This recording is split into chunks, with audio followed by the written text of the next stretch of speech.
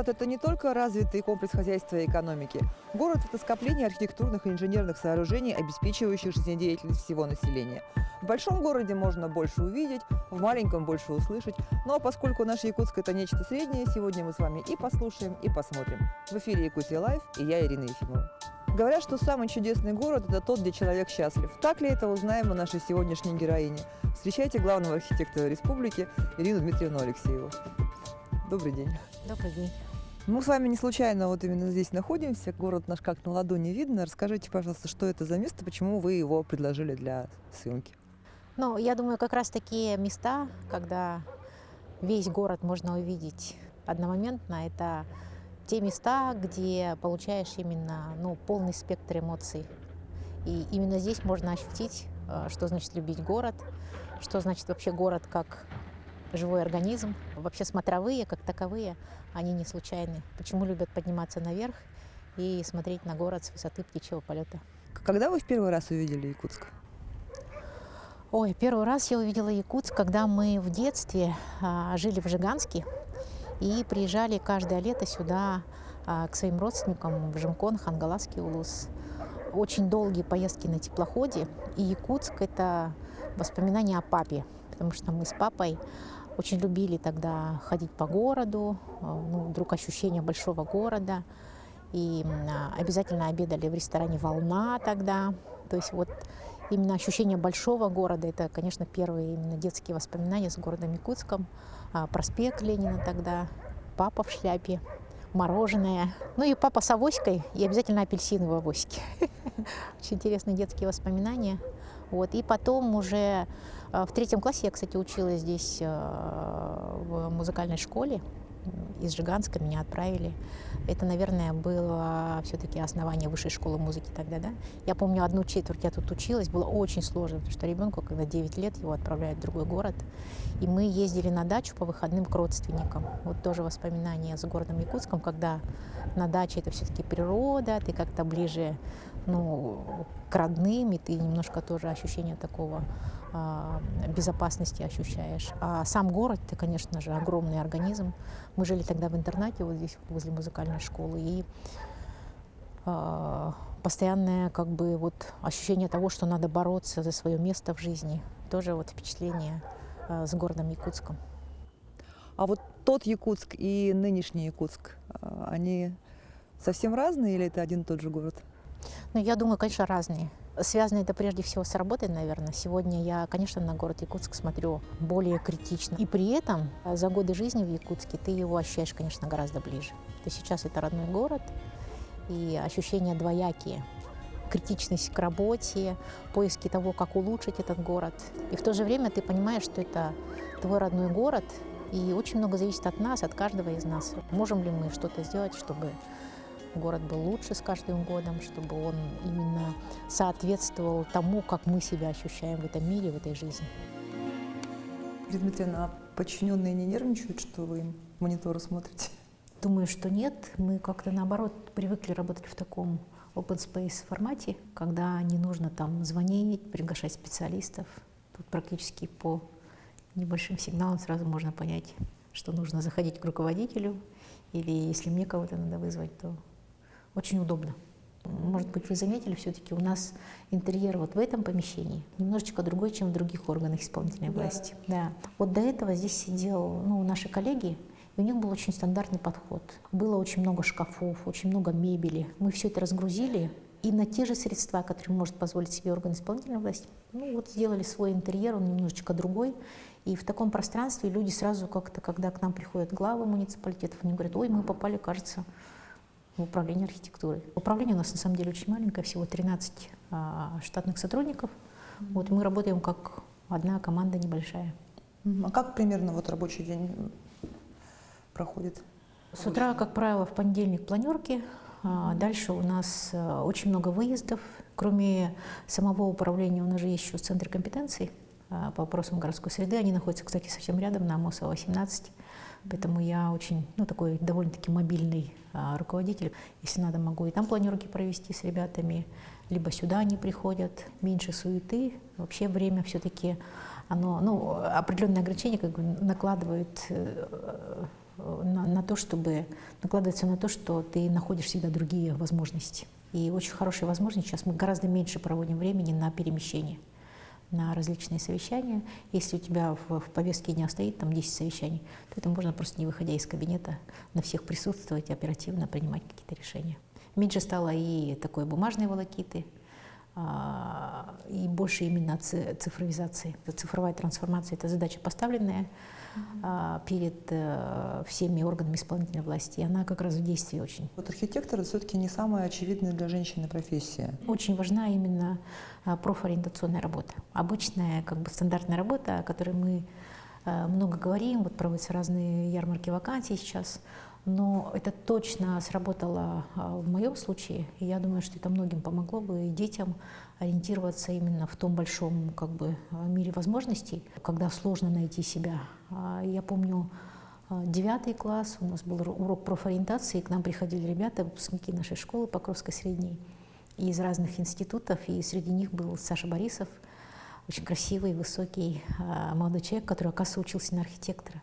И именно этот урок профориентации стал для меня практически знаковым, потому что именно тогда я поняла, что это то, что я ищу, что мне подходит, и что я точно буду поступать в Новосибирский инженерно-строительный институт на факультет архитектуры. И это здорово очень помогло, потому что я всегда металась, я любила рисовать в детстве, думала, кем я стану, думала, может быть, на ювелира выучиться, либо вот на архитектора, либо на профессию, которая связана именно с художественным творчеством. В этих поисках, трудно же ориентироваться. Во-первых, оказалось, что на ювелира не учат в высших учебных заведениях, а мы все-таки учились в физмат-школе, где настрой был именно на получение высшего образования. Вот. И ребенок, который не ориентируется, в чем вообще отличие высшего образования от среднего специального, тоже мог бы, наверное, где-то потеряться. Но вот когда такие случаи происходят в жизни, и ты вдруг понимаешь, что, оказывается, действительно есть возможности, можно ехать в другой город, куда-то поступить, и все это начинаешь искать, и это здорово помогало. Ирина Дмитриевна, но на архитектуре ведь еще очень сложно учиться, то есть вот как не всякая птица долетит до середины Днепра, так далеко не всякий первокурсник доходит до диплома. Но это действительно так, и поступать было трудно, потому что мы сдавали больше всех экзаменов. Если обычный технический вуз, там математика, физика, русский, у нас было еще черчение, у нас была живопись, у нас была графика. Мало поступить, потом вступают в силу предметы, мало того, что технические, еще и творческие. То есть вот в совокупности это нужно обладать навыками во многих сферах, и действительно это бывало сложно.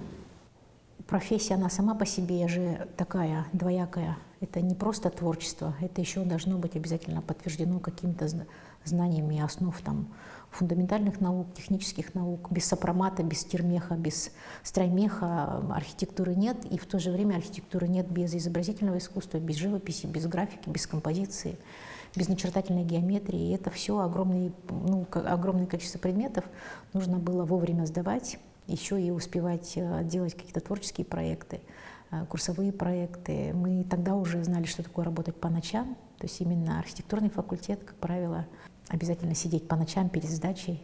Бессонные ночи, по 2, по 3 ночи мы не спали для того, чтобы там сдать курсовой проект или подготовить большое количество планшетов. И это связано еще с такими прикладными вещами. Вообще обучение именно на архитектурном факультете, конечно, это абсолютно своя атмосфера. И архитекторы всегда, славились какой-то такой, считалось, что это особая каста, которые как-то какие-то другие вообще в жизни, в учебе. И это действительно было так. Это было и трудно, и интересно одновременно. Потом вы пошли преподавать почти сразу, да, после университета? Потом я пришла, здесь у нас был как раз вот в этом здании крупнейший институт Якутгражданпроект, в котором работало практически 600-800 человек в лучшие годы. И первое место работы именно здесь. Потом, когда я уже родила второго сына, были времена, когда параллельно я устроилась в университет работать. Параллельно я еще и преподаю, занималась наукой, защитила кандидатскую диссертацию. Это тоже такой пласт жизни, который шел всегда параллельно и сопровождает по жизни. В Якутпроекте вы работали специалистом отдела генеральных планов как раз. Ну, вот первые годы, я точно помню, мы занимались генеральными планами городов и сел, собственно говоря, то, чем я занималась всю жизнь. Но работа заключалась, смотрите, в чем отличие. Большой, крупный проектный институт – это разные отделы. Как я уже сказала, там, начиная от сметного отдела, заканчивая там, плановым отделом. У нас был отдел экономики, который рассчитывал там какие-то параметры, отделы инженерные. И у меня, как у архитектора, задача заключалась только в том, чтобы проработать планировку. Я, значит, графически отображала там развитие того или иного села, отрисовывала чертежи. Потом мы это все передавали задание смежникам и абсолютно не знали, что происходит в последующем. Да? И вот здесь-то я и ловила себя на мысли, что неужели я буду всю жизнь сидеть тут, чертить эти генеральные планы, и даже не увижу результаты своего труда, потому что тогда еще было понимание, что города очень медленно развиваются. Это же была плановая экономика. Там мы одним проектом занимались минимум полгода, иногда это было год-два. Это сегодня очень быстрая динамика развития. Мы прям видим с листа, как, например, ты запроектировал квартал, и он тут же там, через 2-3-5 лет он уже реализован. И ты можешь видеть свои ошибки, можешь видеть, где выправить, можешь понимать, как дальше работать. А тогда это было довольно-таки сложно. Может быть, в силу своего юного возраста не было понимания. То есть у нас были главные инженера проектов, главные архитекторы проектов. А потом возглавили этот же отдел. Вот что изменилось? В первые годы мне казалось, неужели я этим буду заниматься всю жизнь? Это же так скучно. Я тогда еще не понимала, что собой представляет профессия градостроителя. Вот буквально в последние годы сейчас наконец-то ушло это деление в архитектуре как таковое. Например, нас обучали планировщики – это отдельная специальность, градостроители, архитекторы-объемщики, которые проектируют здания, сооружения – это вторая специальность. И третья специальность, которая была у нас и на факультете, и в институте в последующем, это специальность архитектура промышленных зданий. То есть это были отдельные абсолютно категории, по которым, соответственно, были как-то разные направления. Но время показывает, что такое деление, оно оказалось не очень актуальным. Потому что, вот, например, внимание к деталям, к малым архитектурным формам, да, к качеству городской среды именно тогда потерялось, когда планировщики занимались исключительно планированием, объемщики, архитекторы занимались исключительно отдельными объектами, вот, или, например, архитектура промышленных или сельскохозяйственных сооружений, она шла как-то так параллельно. Вот сейчас уже, будучи в должности главного архитектора, у меня, во всяком случае, пришло понимание всей специфики, да, что такое архитектура в жизни каждого человека и что она должна давать в развитии городов. Мы же очень делим, архитектура – это одно, дизайн – это второе. На самом деле это абсолютно связанные вещи.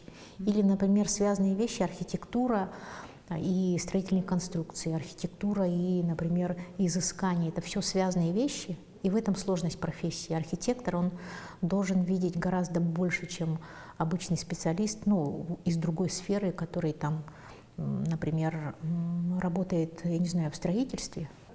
У архитектора должен быть гораздо шире спектр охвата и спектр понимания для того, чтобы делать, конечный продукт. И это приходит тоже с годами, потому что понятно, что молодые специалисты, закончив только что институт, трудно это все сразу передать. Как вдруг ты охватишь всю систему? А есть какой-то объект, который вы планировали и о котором приятно вспомнить сейчас? Сложно сказать. Вот смотрите, например, я являюсь же соавтором, в том числе и генерального плана развития города Якутска.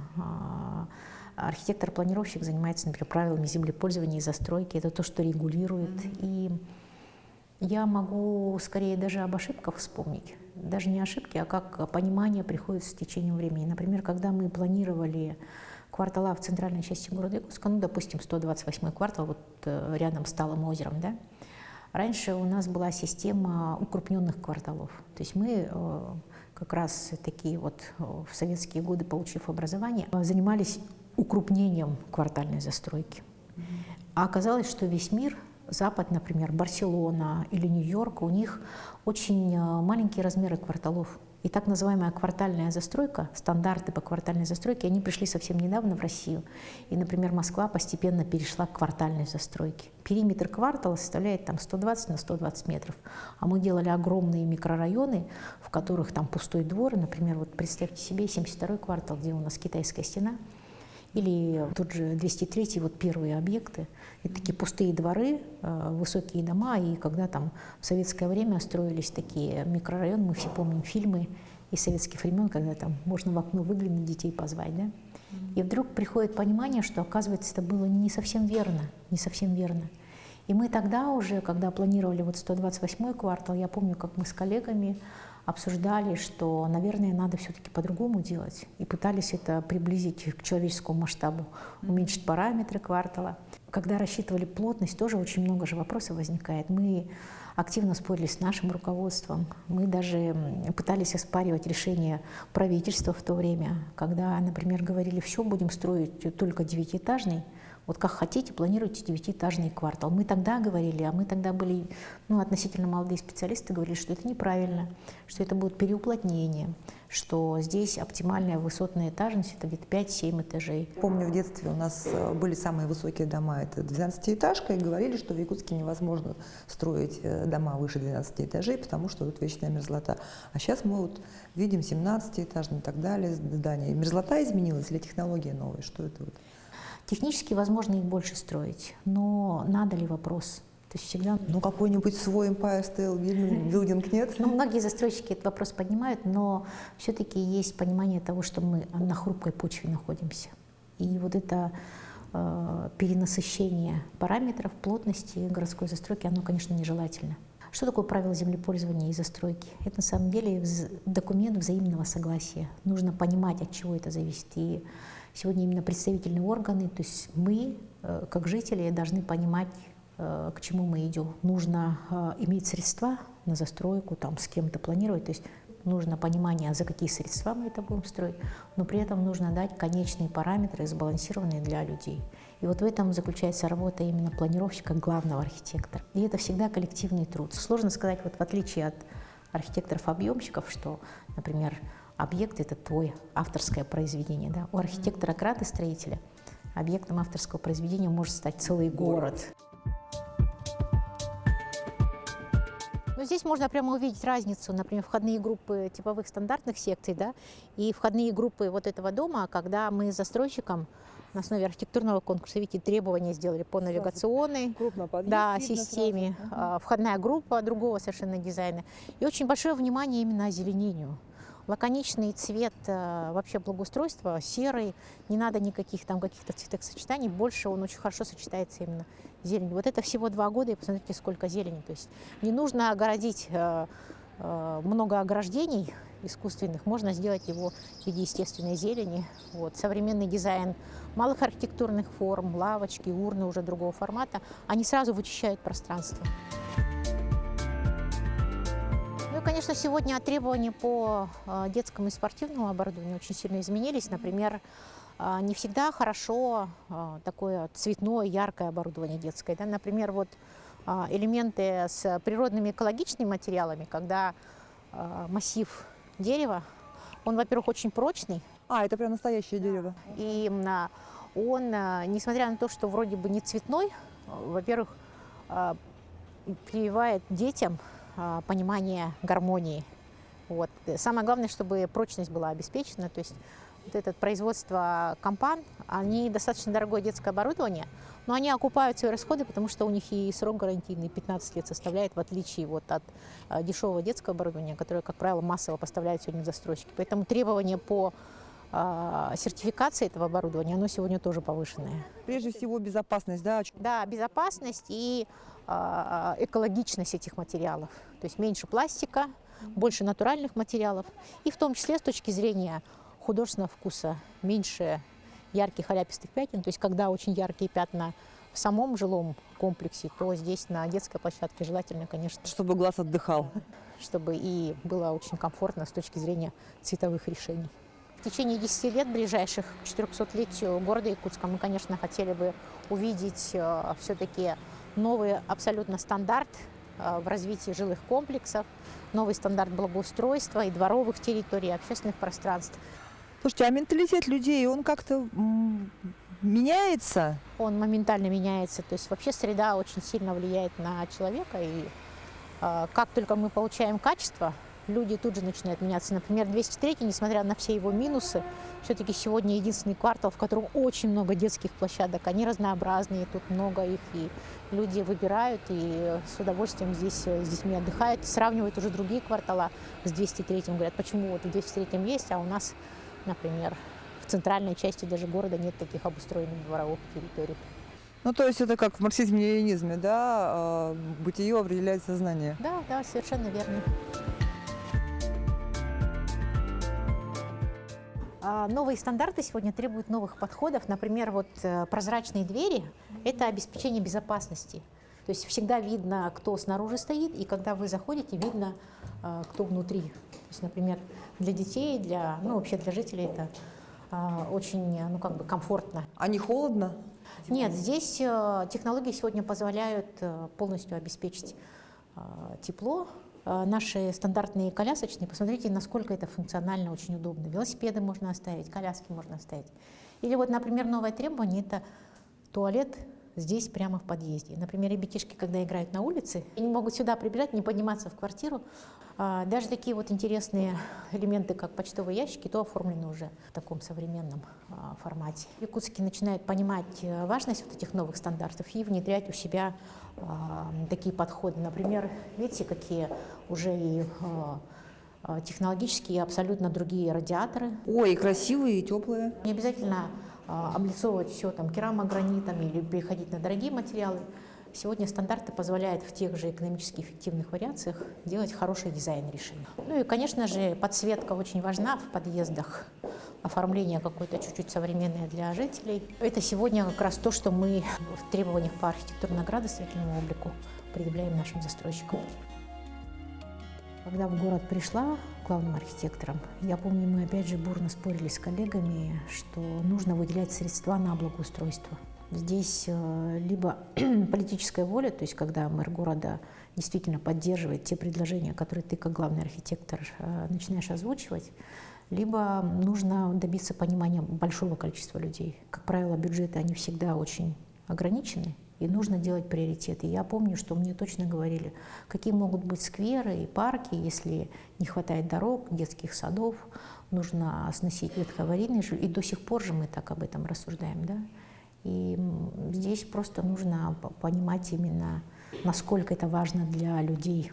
И чем больше людей будут хотеть, как я говорю, тем быстрее мы сможем обосновать эти решения и быстрее двигаться в этом направлении.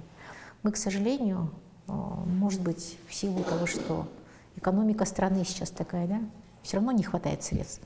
И нужно выбирать что-то из чего-то. Если раньше проекты проектировались исключительно по заданию руководства, да, например, садится руководство города или руководители от застройщиков, и они именно принимали решение, включать какой функционал, какое содержание, каков должен быть внешний облик, то пришло понимание, что вообще-то нужно спрашивать у людей, потому что конечные пользователи — это, конечно же, мы с вами, жители. Да. Именно эти новеллы мы начали внедрять в Якутске с Александром Сергеевичем, начали проводить разные обсуждения проектов. Все это всегда вызывало большие споры, но только в спорах рождается истина. Нужно же, во-первых, информировать людей, во-вторых, услышать их мнение. И это очень сложно выстраивается, и до сих пор мы с этим работаем. В любой сфере, будь это объектом здравоохранения, образования, либо это общественные пространства, улицы и дороги, обязательно нужно вовлекать людей как можно больше.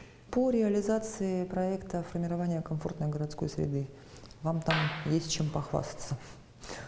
Со стартом программы в 2017 году наконец-то появилась возможность финансировать такие проекты. Как я уже сказала, если раньше в 2015 году это было сложно, когда мы начали работать в городе Якутске, уже в статусе главного архитектора, команде было очень сложно продвигать такие проекты, потому что денег вообще не выделялось на это. Но в 2017 году появились целевые деньги. То есть на самом деле это просто поменялась политика правительства Российской Федерации, и наконец-то стали выделяться целевые средства. Когда программа стартовала, первый год было реализовано около 2700 общественных пространств по стране и 10 тысяч дворовых территорий.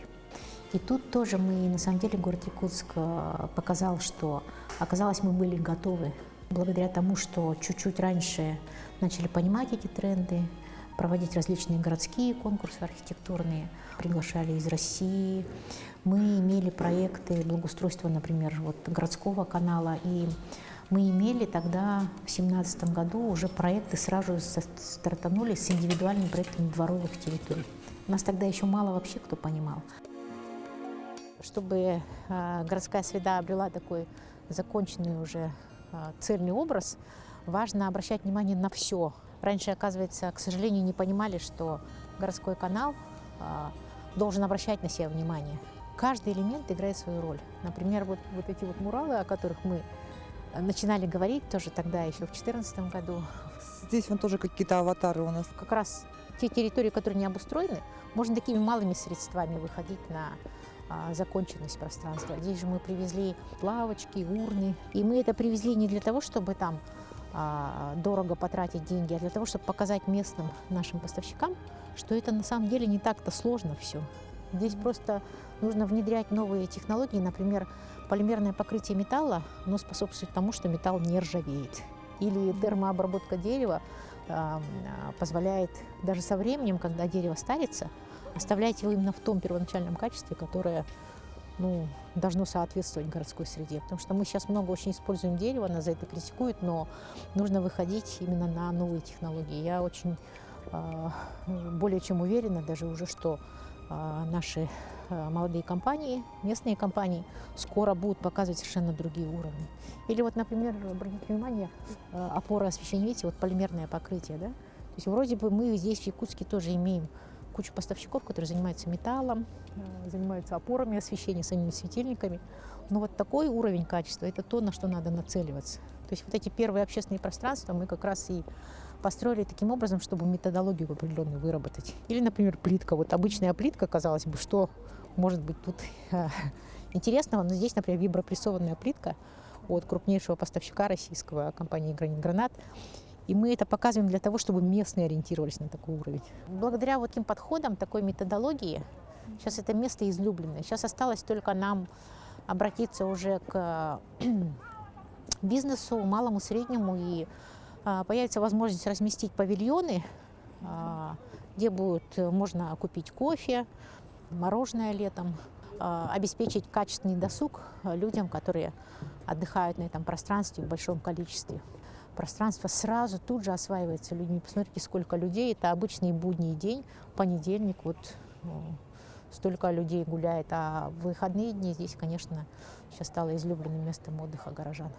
Я сейчас смотрю даже сторизы каждый день практически. Все равно отслеживаешь. Люди здесь даже такие, прямо уже посчитали расстояние, делают пробежки. Ежедневно скандинавской ходьбой занимаются. И очень много отдыхающих просто самих жителей микрорайона, квартала прилегающего. И со всего города сюда приезжают люди, чтобы просто провести время. А ведь нужно было просто по-новому взглянуть на этот городской канал, да? Раньше городской канал воспринимали просто как место стока всех поверхностных ливневых вод. Очень важно же, чтобы люди, которые приходят к руководству в городах, мэры городов, обратили на это внимание и достучаться до них. И очень здорово, что Тайсон Сергеевич в свое время заметил, поддержал этот проект. И мы сегодня уже реализовали вот те мечты, которые появились практически более чем 5 лет назад. Ну вот, кстати, тот мурал, с которого мы начали, это же тоже спор он в свое время вызывал, да, почему там африканская символика, причем тут слоны, причем тут, значит, греческая амфора. Наша задача и моя задача, прежде всего, как главного архитектора тогда еще города, сейчас уже республики, дать стимул, вдохновение тем, кто здесь проживает. Потому что мы впервые тогда увидели, что, оказывается, такие муралы можно расписать за 4 дня. Агустино Якурчи, итальянский художник, человек с мировым именем, показал, насколько это можно делать технично и качественно, и не бояться смелых каких-то предложений. Причем он же все равно с нашими образами Чорон в его видении как художника здесь воспроизвел. И каждый объект современного искусства всегда вызывает споры, обсуждения. Да, хотела вот спросить, мы сейчас нашли, что карась свое место, значит, обрел, а что же это голова-то панка? чем были как бы нарекания в наш адрес, что это сакральное место, где лучше бы, наверное, все-таки объекты более такие воспринимаемые людьми в традиционном понимании. И я, на самом деле, всегда стараюсь конструктивно воспринимать критику, поэтому то, что мы тогда, Ася Львовна приняла решение пока вот убрать на территорию Национального художественного музея, сейчас как раз у нас есть возможность подумать о том, где же все-таки могут быть места в городе для такого, свободного творчества. Люди, когда чувствуют изменения, они начинают совершенно по-другому относиться и к месту, где они живут, и к городам, селам. Там появляются новые рабочие места, там появляется желание жить, творить, и совершенно начинает меняться ментальность людей. И тут же появляется как бы понимание того, что, оказывается, и у нас можно в Якутске, в Якутии жить качественно, жить так, как могут жить люди, не знаю, там в других странах или в других городах России. И совершенно не обязательно для этого уезжать куда-то далеко. Можно здесь также строить свою жизнь, где родина, где все твои родные и близкие рядом, где ты можешь получить достойный доход и в то же время заниматься любимым делом, не уезжая никуда за пределы своей родины. Их очень хочется обратиться все-таки к жителям, потому что культура нас, как горожан, должна расти. Мы должны все-таки научиться относиться к городской среде по-другому. И все равно появляются моменты вандализма, моменты того, что люди не понимают, как в городской среде себя вести. Чем больше мы будем делать, тем больше будет уровень культуры повышаться. То есть, по сути, вы мне сейчас такую маленькую экскурсию в Якутск будущего сделали. Вот какие мы, таков и город. И я думаю, что сейчас у нас как раз такое время, когда есть возможности очень хорошие для молодых, для талантливых. Придут другие люди, будут другие архитекторы, будут другие главные архитекторы. И есть хорошая возможность менять этот мир. И я думаю, это абсолютно подъемно, и все зависит только от нас. Все, о чем мы мечтаем, может сбыться, имеет свойство сбываться. Вот, поэтому все впереди у нашего любимого города.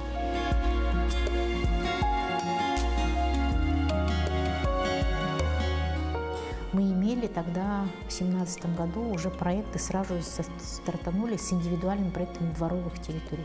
У нас тогда еще мало вообще кто понимал. Это были же практически экспериментальные проекты. Конечно, мы получили в свой адрес много критики, потому что мало сделать проекты, нужно их реализовать, соответственно, качественно.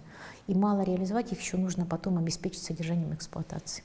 И тут, наконец, все увидели, насколько оказалась эта сфера благоустройства, на много лет выпавшей из области приоритизации, приоритетов. То есть если этому не обращали внимания, нет и квалифицированных специалистов, нет понимания, соответственно, нет качества. Нет качества, дальше сложно в эксплуатации. И вот это мы выстраиваем, начиная с 2017 года. Сегодня, наконец-то, и многие города, села начинают понимать, что нужно выстроить систему, которая готова дальше потом заниматься этими территориями планово, системно, из года в год. Важно понимать, что эти проекты не просто убыточные, расходные, как раньше было представление, что они могут приносить доход, что они будут способствовать созданию новых рабочих мест, участию малого и среднего бизнеса, и на этом, получая доход, можно обеспечить должное содержание. Вот эту цепочку, эту методологию как раз мы и в течение, начиная с 2017 года, со старта программы сегодня активно внедряем. И уже есть хорошие примеры в республике. 5 проектов реализовываем участников, победителей конкурса «Малые города. Исторические поселения». И убедительно доказали, что, оказывается, наши местные архитекторы могут делать проекты на уровне всей страны. В Алекнинске, в Покровске, в Нюрбе. Сегодня у нас на выходе Верхоянск, Среднеколымск показывает, что все возможно. Кроме этого, программные объекты, общественные пространства в разных городах и селах республики. Сегодня просто очередь стоит из глав муниципалитетов, которые желают участвовать в этих программах. Это же не просто глава захотел какого-то муниципалитета участвовать в этой программе. За главами стоят сами жители. Огромное количество людей, которые наконец-то начинают говорить: мы тоже хотим современные парки, скверы, набережные, пляжи, мы тоже хотим другую качественную среду, чтобы наши дети любили свои города и села, хотели тут развиваться и жить, и, возможно, даже и не уезжать. Вся креативная экономика, она строится на том, что люди могут даже в небольших поселениях достойно жить, и этому способствует в том числе очень активно именно создание хорошей, комфортной, качественной среды. Как многое зависит от главы муниципалитета? Михаил Мишустин сказал о том, что личное участие глав городов и губернаторов субъектов, оно напрямую влияет на выстраивание командной работы и понимания в сфере городской среды. Поэтому здесь у нас очень яркие примеры, когда именно глава может за собой повести, показать, что все возможно, что нужно очень сильно захотеть и нужно сделать так, чтобы это шло от самих жителей. И если мечты, желания людей реализовываются, они готовы же сами же этих глав и дальше поддержать. То есть мы всегда говорим, главы на самом деле это же выборные должности. Мы их выбираем, и они служат народу. Как поддерживать главу, который не дает конечный результат? Поэтому здесь, конечно, прямое участие глав, их вовлеченность и, самое главное, прогрессивность в нашей сфере. Потому что есть очень эффективные главы, но, к сожалению, когда нет прогрессивного видения и нет доверия профессиональному сообществу, доверия архитекторам, людям, которые владеют методологиями и готовы сегодня внедрять новые какие-то проекты, тогда, к сожалению, все равно города развиваются так консервативно. Вот. Мы должны соответствовать, то есть именно архитектурное сообщество, соответствовать требованиям, веянию времени. Да? И сегодня время очень хорошее, и самое главное, время для самовыражения пришло. То есть если мы все-таки сегодня говорим об архитектуре как таковой, у каждого из нас, у каждого архитектора есть возможность воплотить все самые смелые проекты. Ирина, в конце нашей беседы хотелось бы узнать, каким вы видите наш город в далеком будущем. Это город под куполом, теплые переходы, зимние сады. Был какой-то период, когда были такие прорывные проекты. Их называли еще утопическими или бумажными проектами. Очень много проектов по северным городам, города под куполом, города-пирамиды, под стеклянными какими-то, города с переходами. Сегодня время показывает, что люди даже в самых критических условиях климатических, например, жара в Дубае, посмотрите, какие города, или у нас в северных условиях, люди все равно тяготеют больше к земле, к природе. И совсем закрываться от этого, наверное, это неправильно. Поэтому даже самые прорывные проекты, они прежде всего связаны с взаимодействием города с ландшафтом, с природой. Хотелось бы видеть город больше зеленый, больше открытый на то, чтобы человек мог взаимодействовать с природой, с зелеными территориями. И я очень надеюсь, что город будущего у нас, Якутск, несмотря на наши сложности, он будет таким. Когда мы говорим, что город Якутск – это самый крупный город на вечной мерзлоте, конечно, те решения, которые у нас сегодня есть, мы можем ими гордиться, и нужно просто дальше двигать активнее и развивать. Спасибо за интересную беседу. Желаем успешной реализации проектов, в том числе и самых-самых смелых. И пусть наш с вами город будет красивым, светлым, чистым. Это была программа «Якутия Лайф». Меня зовут Ирина Ефимова. Смотрите нас по будням в 19:15. Расскажем, чем живет Якутия.